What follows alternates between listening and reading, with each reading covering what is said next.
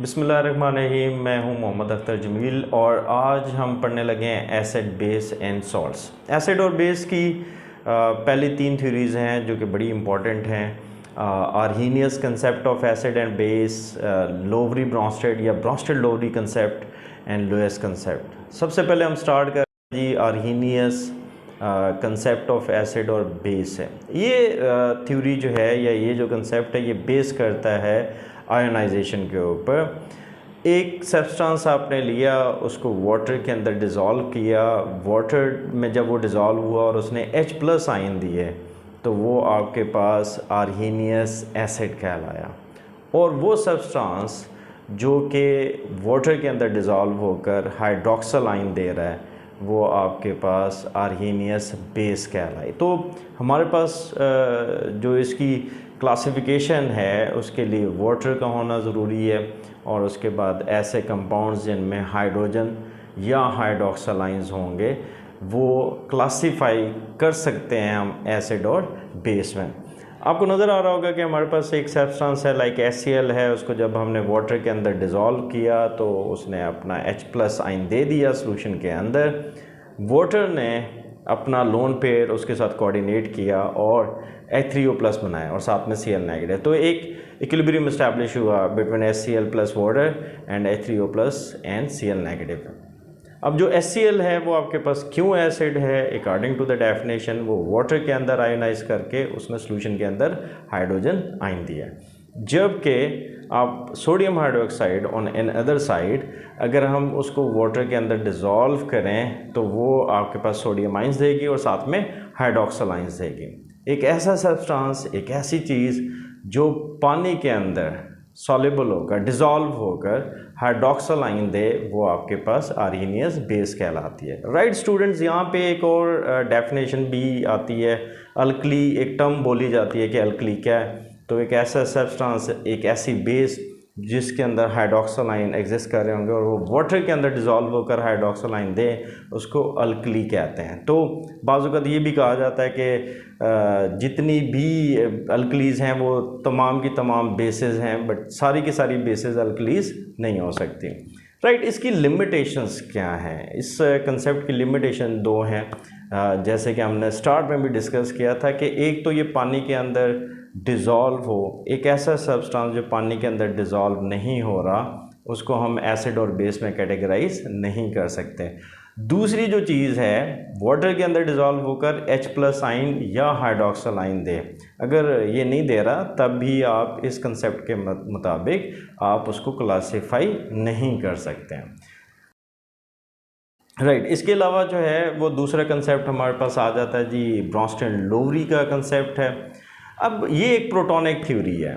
Brønsted लोवरी ये कहती है कि एक ऐसा सब्सटेंस जो पानी के अंदर डिज़ोल्व होकर H+ आयन यानी प्रोटॉन दे रहा है, सब प्रोटॉन डोनर है। तो कोई भी ऐसी चीज़ जो कि प्रोटॉन डोनर है या प्रोटॉन देने की सलाहियत रखती है वो एसिड है, और वो सब्सटेंस जो कि प्रोटॉन एक्सेप्ट करने की सलाहियत रखता है वो आपके पास बेस है। तो यहाँ पे हम एसिड और बेस की जो कैटेगराइजेशन है वो प्रोटॉन देने या प्रोटॉन लेने की सलाहियत पे करते हैं। Like HCl when it is dissolved in water forming H3O+ and Cl negative. ये वही चीज़ है जो हमने अभी थोड़ी देर पहले डिस्कस की, बट यहाँ पे हम उसको स्पेसिफिकली टर्म देते हैं proton. H+ is the proton, यानी हाइड्रोजन आपके पास एक एटम था, उसमें से आपने इलेक्ट्रॉन निकाल दिया तो वो सिंपली प्रोटॉन बन गया। अब यहाँ पे HCl जो है वो आपके पास एक एसिड है। क्यों?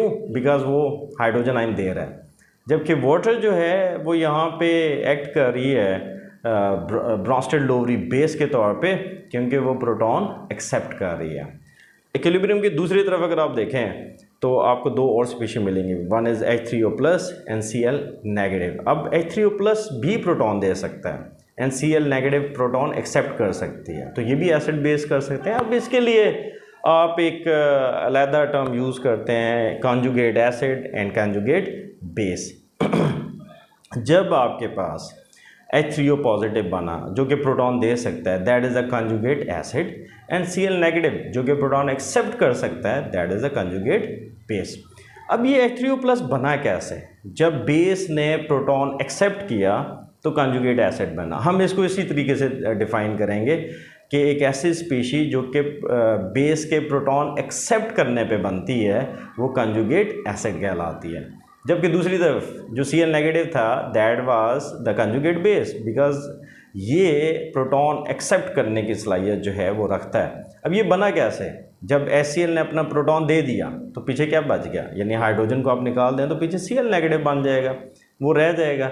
सो जब एसिड ने प्रोटॉन निकाल दिया तो आपके पास कंजुगेट बेस बन गए। ठीक है जी। इसके अलावा एक और टर्म आती है जो कि बहुत ही इंपॉर्टेंट है, that is amphoteric compound, a substance which acts as an acid as well as base. कुछ रिएक्शन में वो एसिड के तौर पे काम कर रही है, कुछ रिएक्शन में वो बेस के तौर पे काम कर रही है। For example water is an amphoteric compound. HCl के साथ इसका ज़रा रिएक्शन देख लें। HCl के साथ जब ये रिएक्शन करती है तो ये उसका प्रोटॉन एक्सेप्ट करती है, दैट इज़ वाई यहाँ पे वाटर प्रोटॉन एक्सेप्टर की वजह से आपके पास बेस है। लेकिन अगर यही आप अमोनिया के साथ इसको रिएक्ट करवाएं तो ये उसको अपना प्रोटॉन देकर NH4 और OH नेगेटिव बनाएगी। अब यहाँ पे ये प्रोटॉन डोनर है तो ये क्या होगी, आपके पास एसिड होगी। तो वाटर जो है it may be treated as an amphoteric compound because वो एस प्रोटॉन दे सकता है, यानी एसिड है, वो प्रोटॉन ले सकता है जैसे कि बेस है।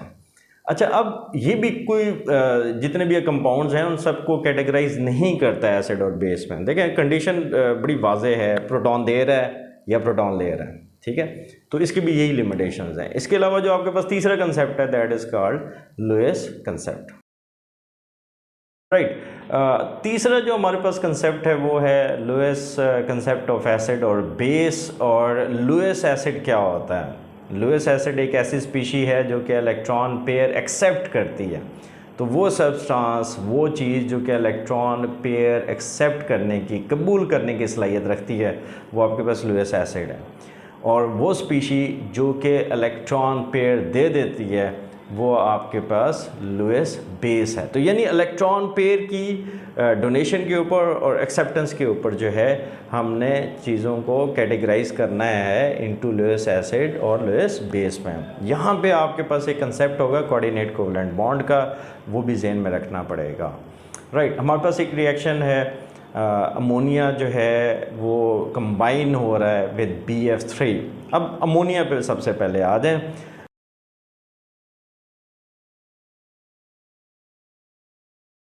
अमोनिया में सेंट्रल एटम है वो है नाइट्रोजन।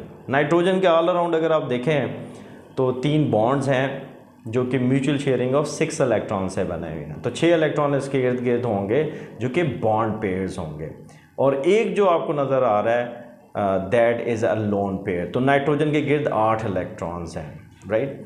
जबकि दूसरी तरफ बोरॉन ट्राइफ्लोराइड में आपके पास boron is the central atom और उसके गिर्द आपको 3 बॉन्ड्स नज़र आ रहे हैं, यानी वी हैव 6 इलेक्ट्रॉन्स जो कि बोरॉन के ऑल अराउंड हैं। होने कितने चाहिए थे? यस 8 होने चाहिए थे according to the octet rule. तो यहाँ पे बोरॉन को 2 इलेक्ट्रॉन्स की कमी का सामना है। नाइट्रोजन क्या करेगा, अपना लोन पेयर बोरॉन के साथ कोऑर्डिनेट कर देगा। Coordinate covalent bond is a type of covalent bond जिसमें इलेक्ट्रॉन पेयर शेयर होता है लेकिन एक एटम डोनर होता है और दूसरा एक्सेप्टर होता है। सो कोऑर्डिनेट कोवलेंट बॉन्ड बना अमोनिया के दरमियान और BF3 के दरमियान। अमोनिया क्योंकि लोन पेयर दे रहा है, कोऑर्डिनेट कर रहा है, that is why this is called Lewis base. जबकि BF3 जो है वो लोन पेयर इंजॉय कर रहा है, उसे ले रहा है, तो that is called a Lewis acid. BF3 is the Lewis acid, ammonia is the Lewis base. Coordinate covalent bond के ज़रिए जब ये जुड़े आपस में तो इन्होंने एक कंपाउंड बनाया जिसको कहा गया एडक्ट। सो एडक्ट तब बनता है जब Lewis acid Lewis base coordinate covalent bond के ज़रिए आपस में जुड़ते हैं। आज के लिए इतना ही। इंशाल्लाह उम्मीद है कि आपको ये समझ आ गया होगा।